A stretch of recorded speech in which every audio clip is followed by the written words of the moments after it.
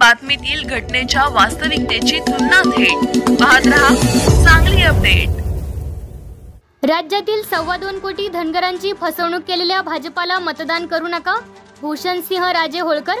10 वर्षापूर्वी पहिल्याच कॅबिनेट बैठकीत धनगर आरक्षणाचा निर्णय घेऊ असे आश्वासन देवेंद्र फडणवीस यांनी दिले, ते आजतागायत दिले नाही।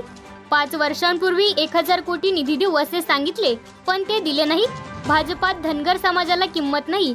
ही निवडणूक सर्वांची आहे। भाजप हा पक्ष जाती धर्मात भांडण लावतो।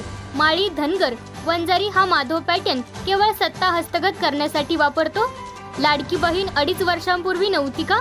आताच ती लाडकी झाली। हा सगळा इलेक्शन जुमला आहे। पृथ्वीराज बाबा पाटील यांच्या खांद्यावर घोंगडं आणि हातात काठी दिली, याचा अर्थ धनगर समाज शब्दाला पक्का असतो, विश्वास ठेवतो।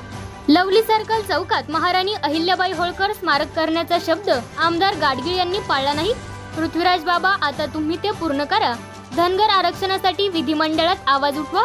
पृथ्वीराज बाबा यांना आमदार करा, ते आपले प्रश्न सोडतील। आपली फसवणूक केलेल्या भाजपाला आणि अपक्षाला मतदान करू नका, असे मत यावेळी महाराणी अहिल्याबाई होळकर यांचे थेट वंशज भूषणसिंह राजे यांनी सांगलीत व्यक्त केले।